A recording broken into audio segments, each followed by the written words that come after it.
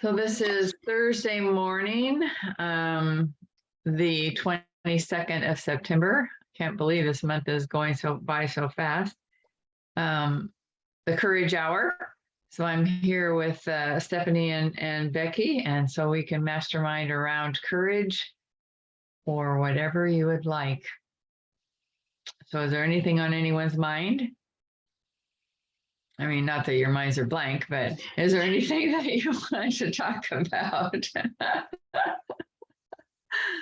Oh, I'll tell you, one thing that is on my mind right now is we're having this most lovely weather right now, because we've gone through this awful hot, I mean, not awful, but extremely hot, extended season, and now it's crisp in the morning and crisp in the evening, and it just brings me back to the effects that our environment has on us and our level of energy and what we're willing to take on. I mean, I just feel like I'm more courageous when the weather's nice. I don't know. There just seems to be something about our environment that allows us to take risks and to be alert and present. I don't know. Does the weather affect you, or your environment affect you and your ability to get things done? Or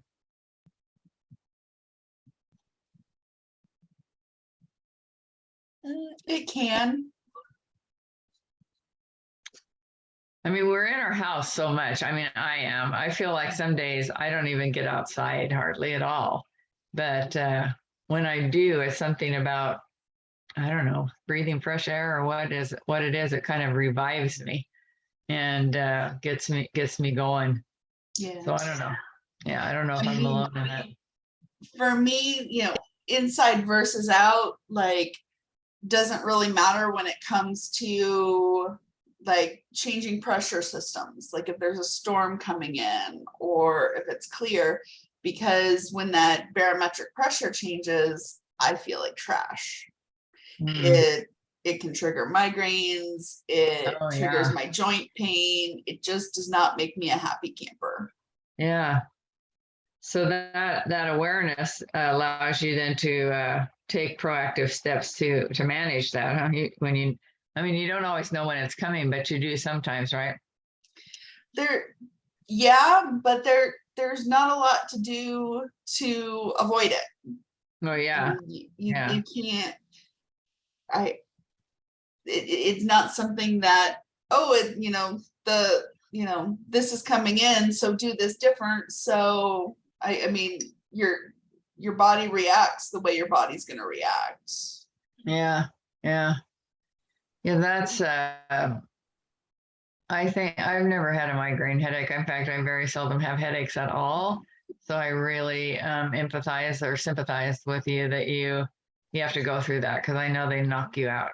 Mm-hmm. Yeah. Well, Becky, you're back in your house. Yeah, when you asked about your environment, I was thinking about earlier before you jumped on. I was telling Stephanie like that it's cold. It was a low of 39 degrees here this morning, and like I get the rain out, like my hands lose color and stuff, and so my hands are actually cold right now. So like thinking about like temperature change and like how it affects me, like I can't feel my fingers like when they get cold, so it does affect me and I'm crabby when I'm hot. Like weather affects my environment, affects me very much. And it's a practice to really like, okay, what can I do to support myself? Go wash my hands under warm water. What can I do to support myself? Make sure I get a fan or take a shower at the end of the night to like cool off. And like what can we do to support ourselves when we can, the best we can. So that's kind of where I was thinking about it. Yeah. Well, I know people complain a lot about the weather, and I always think, what good does it do to complain about the weather? Because complaining just takes us out of the realm of gratitude, and gratitude being an antidote to complaining. And so I I just, when people complain about it being hot, I mean, because we've had this really extensive, never before hot spell, and people complain all the time. And I think, it's just, I don't mind the heat, but then I don't have to work in it, and I don't have to stay out in it in extended periods of time. And when I do, then I all of a sudden I think, wow, it would be easy to complain about this because I'm perspiring and I'm uncomfortable. But yet I love the feel of the sunshine. And so it's just a mindset of how can I be grateful for this and stay in that attitude of gratitude rather than slip over into complaining, which does no good except, give you angst. So anyway, our time is up. We realize the weather affects us. And so let's go to work. I'll see you in a little bit.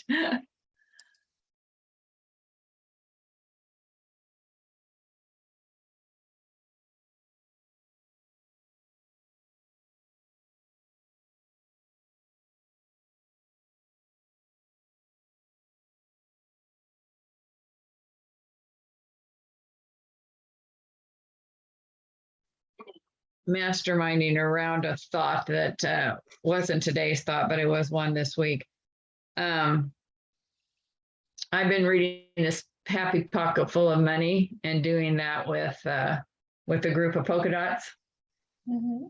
It's all about metaphysics. And so, metaphysics is, I mean, I can understand it, but sometimes it's confusing to me. Right. I have to reconcile it with my spiritual understandings and relationships with God, which I can do that in most cases. Yeah. But yesterday the chapter was on cause and effect. And I think it was just a little bit over the top in terms of not being any way to navigate the effect of what you do.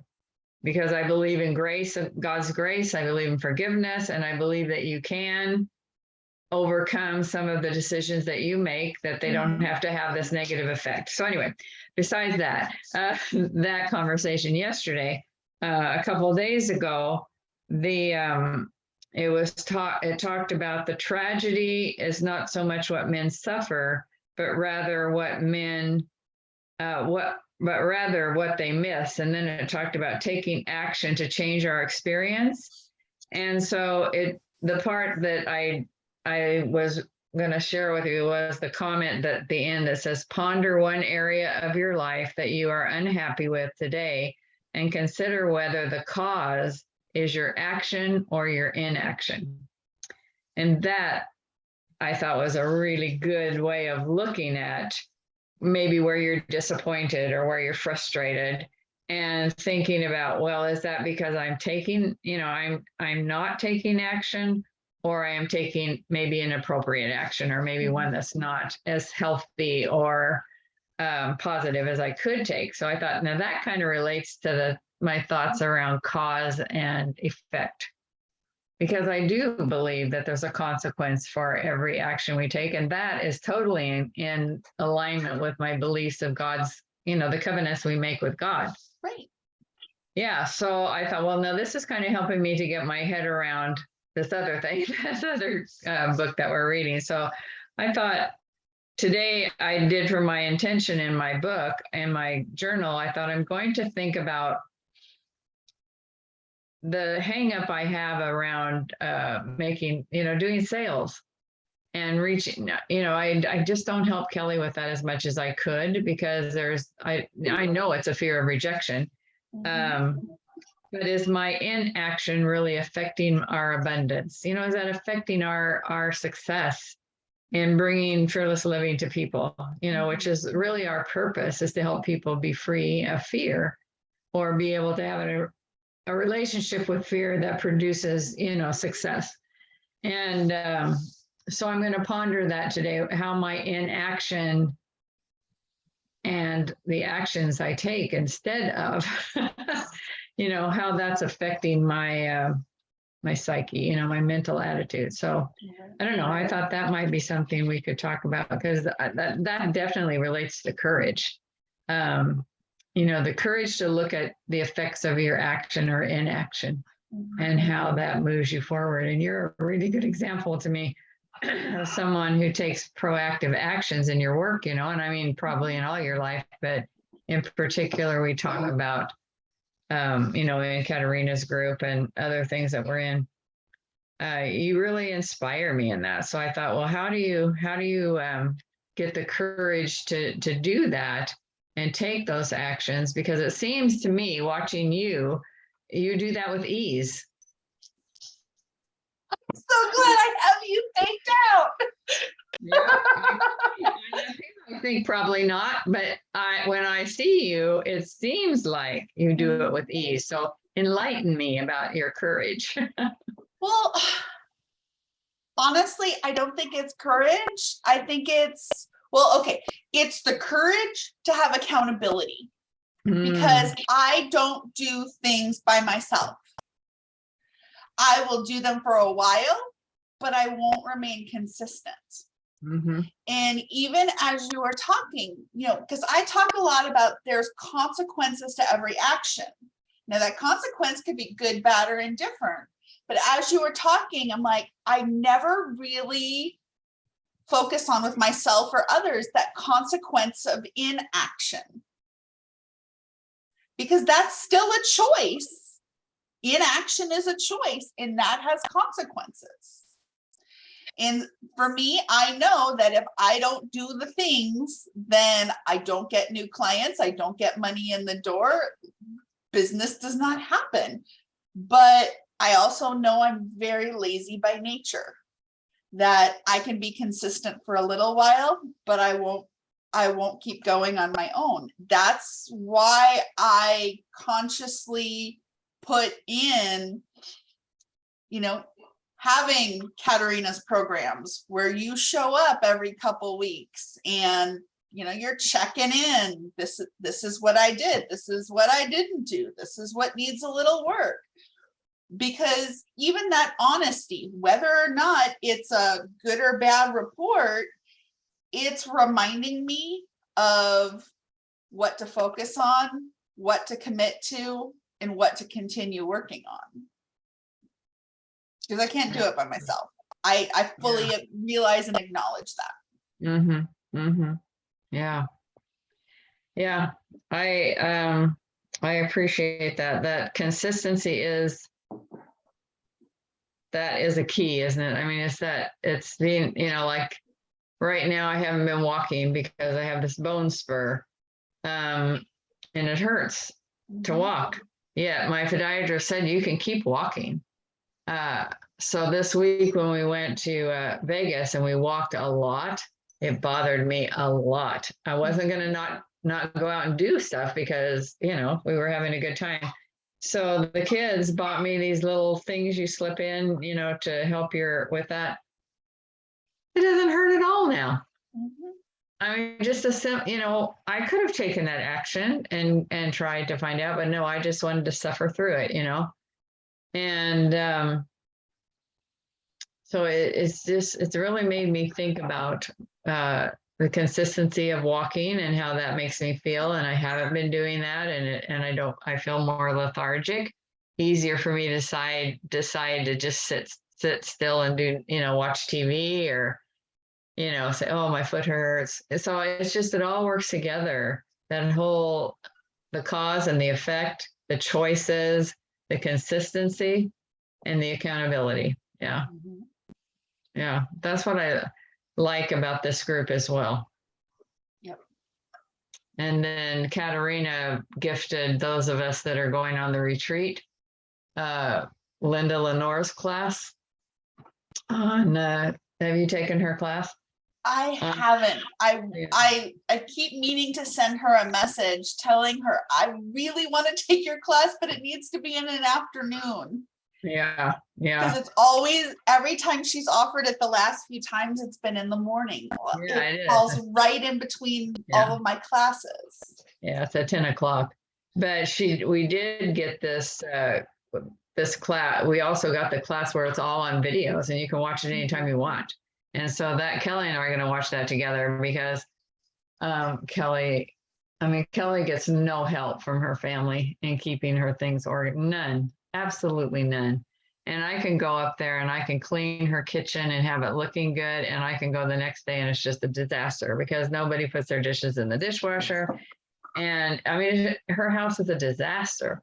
And so I said, let's just go through the videos together.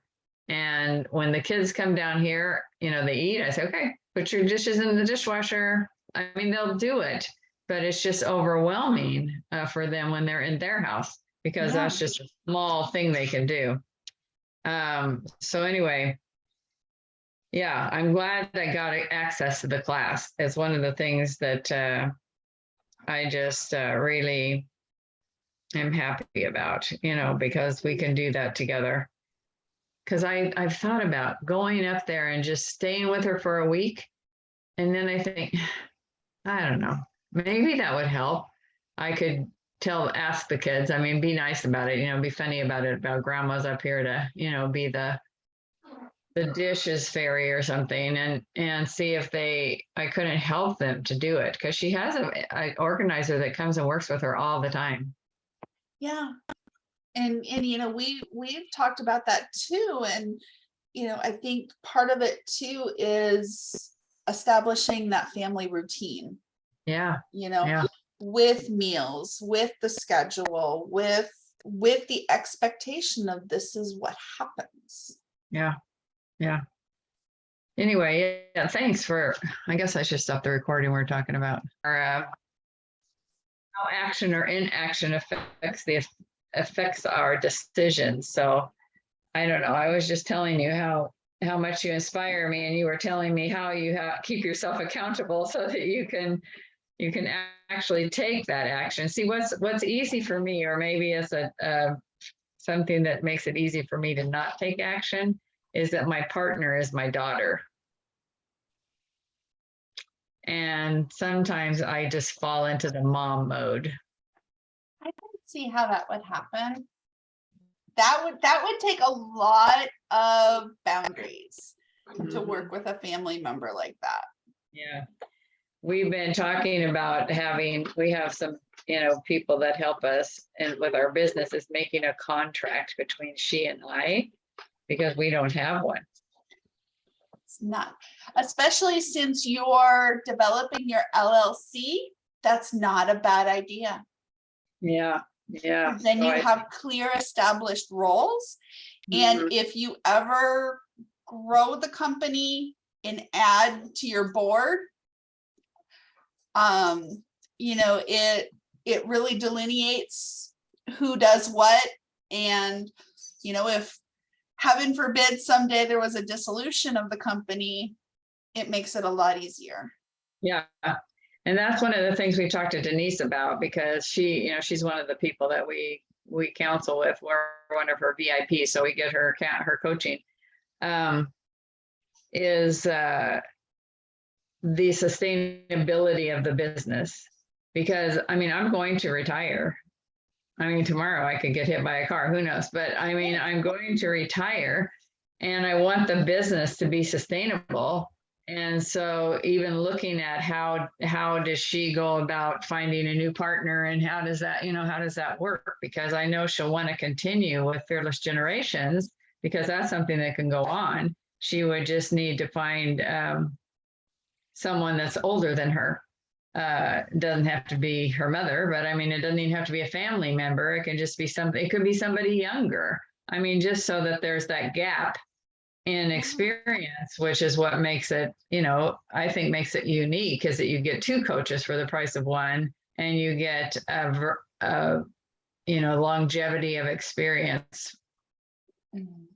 Yeah. So that's something that would be the effect of that, I think, would be really advantageous to the business and to us. Yeah, because like right now, like even in my LLC, you know, I'm president CEO, but I can't even remember the title that my husband has, but he's there because if something ever happens to me, you know, there needs to be a legal party that can dissolve my business. Yeah. So, you know, my husband's name does as a member of my board. Yeah. And we, establish an LLC without even knowing really what it is. And my daughter, Shay, that has her own business and they have an LLC, she says, why did you do that? Now you're going to have to pay $800 in taxes every year, blah, blah, blah. That's crazy in California. Wow. Yeah. So, I mean, we need to go to see an accountant and we need to figure this out. Because she said it doesn't matter what you do, how much money you make, you pay $800 every year in taxes. So It's not the same in Arizona. we may have jumped the gun, in not understanding. I mean, not understanding. I while it seems like a lot, the difference between being a sole proprietor and an LLC is that extra step of protection in that your business is your business and you are not personally liable Yeah. for.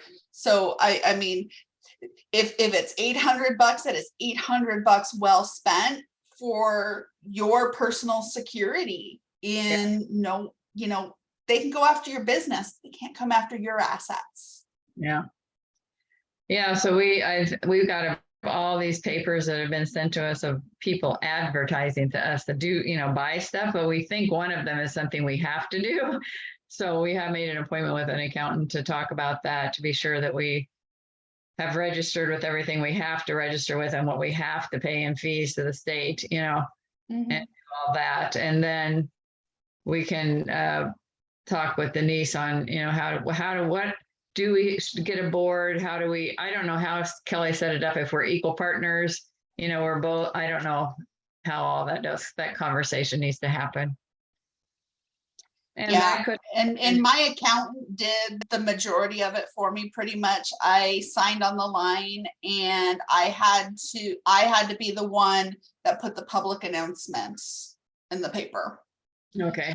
Because it has to, I forget in Arizona how long it has to, it has to go public that, it's been created. So we better get on the stick. And I think a part of that is that we can create some kind of a contract between us, because if like I've told her, there's certain things I'm not willing to do. I mean, I know what I can do. I know what my strengths are, and that's what I want to be able to do. So who do we hire to do those other things so that she's not, I mean, right now I give her all the money. I don't take any money. I just give it all to her because she's doing all that back, all the work in the back and all of that.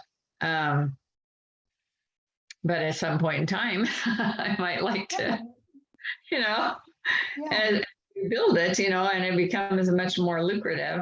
But at the same time, we can have that contract of whatever percentage it is and how that works. And maybe not want to even put that in case she gets another partner, but I guess you can always go back and change stuff like that. I don't know. The beauty of an addendum. Yeah. Okay, well, our time is up. Thank you for your input.